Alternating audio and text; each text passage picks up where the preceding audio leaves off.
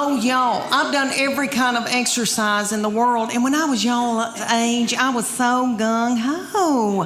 And I wanted to go and do, and I wanted to be firm and tone. And then one day I just said, I don't care. But, and that's a good feeling too. But when I was y'all's age, I was big into CrossFit. Do y'all have CrossFit here?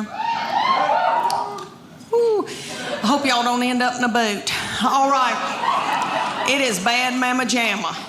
And they came to Knoxville, and these young boys in their early 20s opened it up, and they were darling. And they both had little fannies that looked like baseballs. And I wanted my fanny to look like a baseball. So I got my good friend Becky. Becky and I joined CrossFit together. For those of you who don't know, it's like military moves, push-ups, pull-ups, that kind of thing. They'd put a big tractor tire in the parking lot, and they'd set Becky in it, and I'd pull her across the parking lot while she held her purse. Well, these boys came to us one day, and they said, hey, we're going to have a contest, and whoever wins it gets 3 months of free training. And it's going to be for the women and for the men. It's going to last 10 weeks. We're going to take your before and after picture, and then the whole gym's going to vote on whose body has changed the most. And we were like, yes. So one day, we show up, didn't know it was picture day.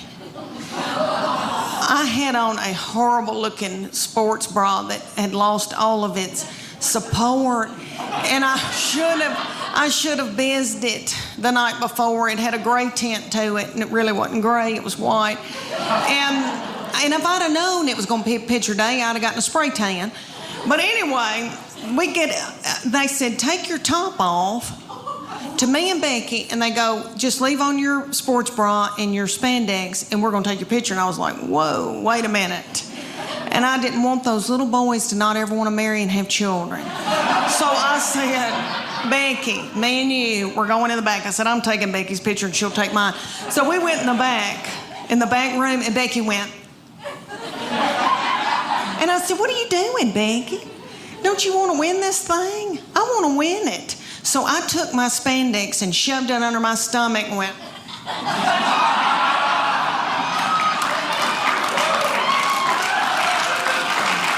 Thank you.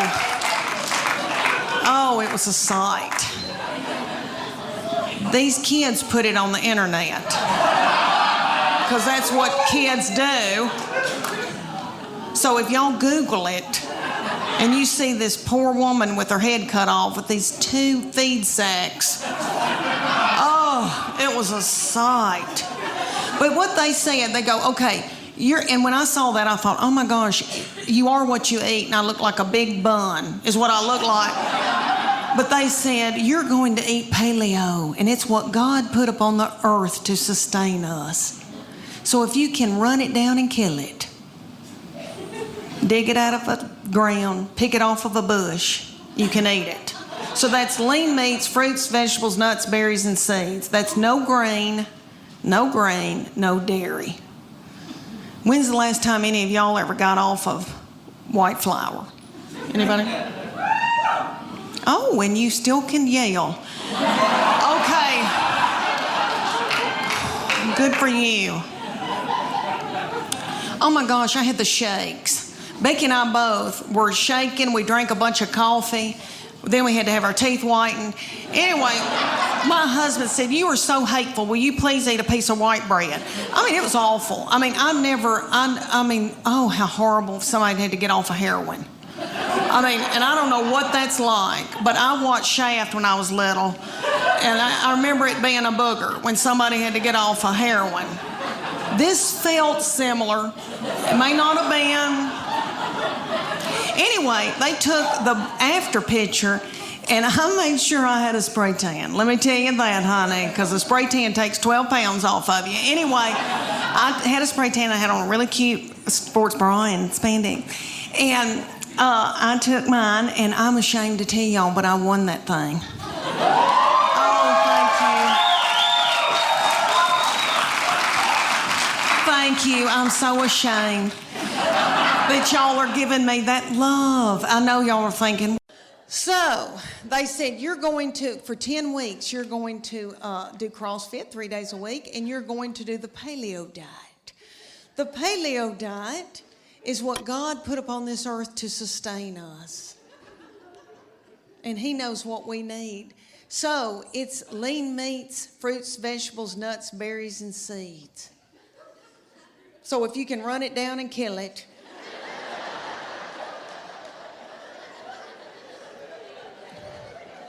dig it out of the ground, pick it off of a bush, you can eat it.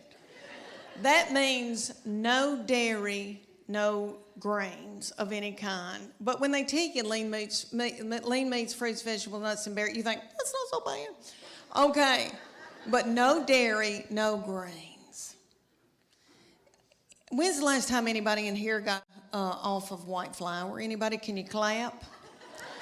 Can you clap, or are you too weak?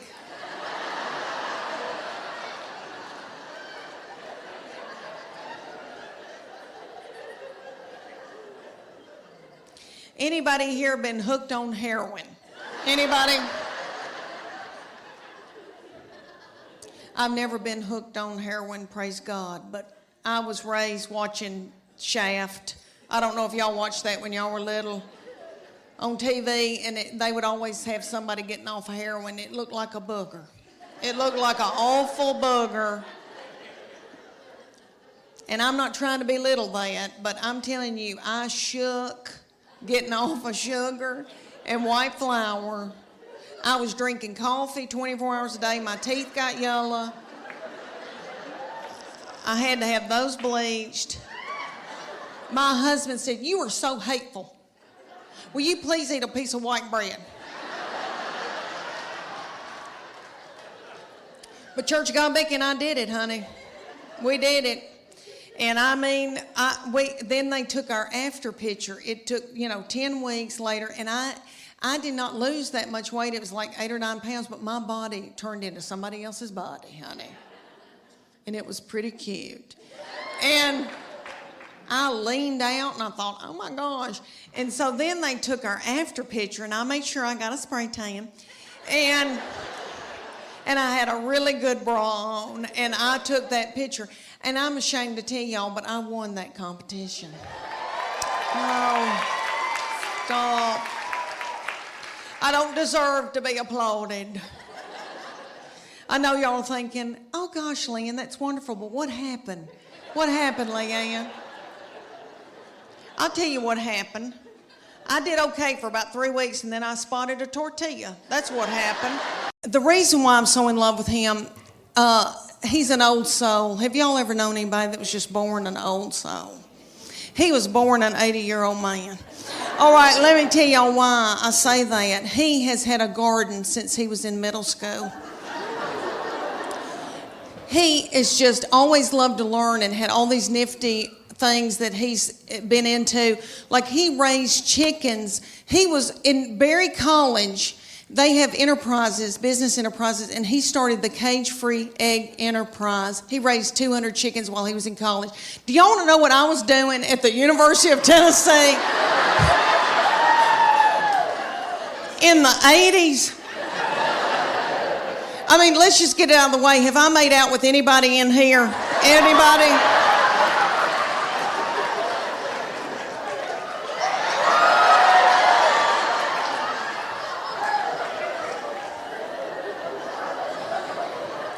I was in terrible sin. And I was down at Gabby's on the Strip.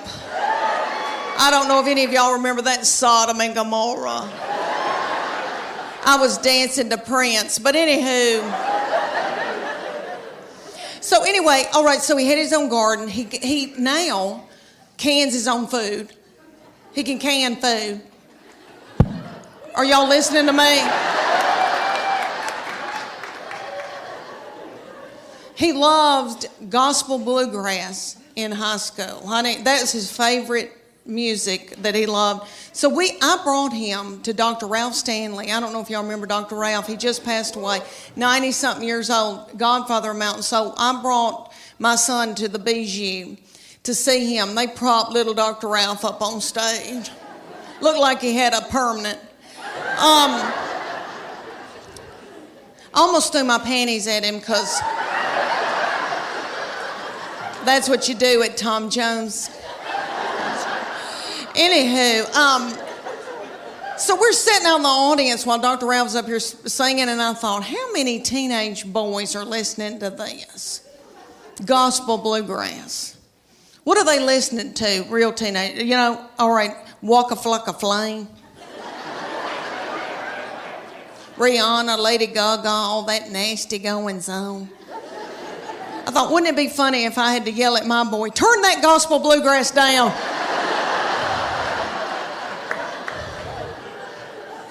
You're out of control. If I hear, I saw the light one more time. My husband, there's two things on this earth that make him happy. A clean house and sex. Oh, lucky me.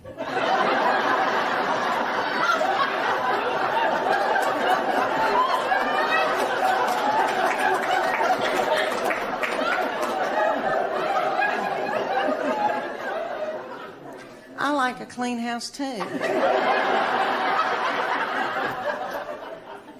But I'm too fun to clean. I want somebody else to do it, you know? So to make my husband happy, I got to where I would just pour bleach in certain parts of the house. And so when he came home, he'd smell it and think that I had been cleaning. It worked for a little while, and then he caught on to me. And he said, if you'll have sex with me twice a week, I'll get you a maid. No. And then,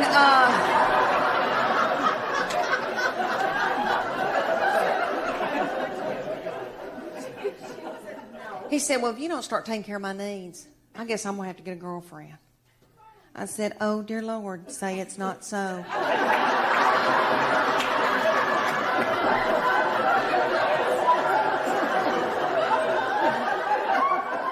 I said, well, make sure that she's stout and that she can mow because I need some help.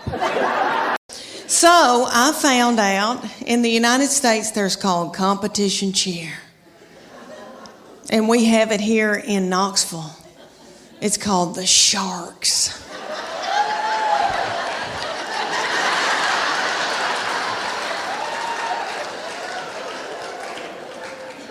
Premier Sharks. So I dropped her off so that she could audition or try out or whatever you call it for that. And she came out, ended up making like a bad Mama Jamma squad because all the little children her age came up to here on her, and somebody's got to throw them up in the air.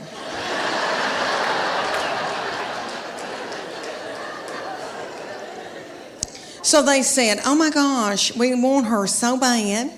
And they said, you're going to drop her off 2 days a week, and she's going to learn this 2.5-minute routine, and it's going to cost you $150 a month. And I said, okay. And then they said, there's a uniform that we're going to order for her, and it's sequin up the sleeves, and it comes to right here, and it's going to expose her stomach, and then it's going to have a tiny little skirt with it, with a slit in it, with a glitter panty underneath it. And that's $300. And it comes with its own bag of makeup and a bow. And I called it a whore outfit.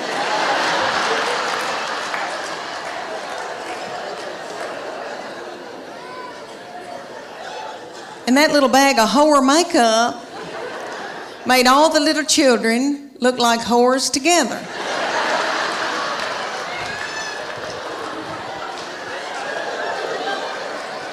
And they said, y'all are going to travel to faraway lands. And you're going to compete against other little whore children.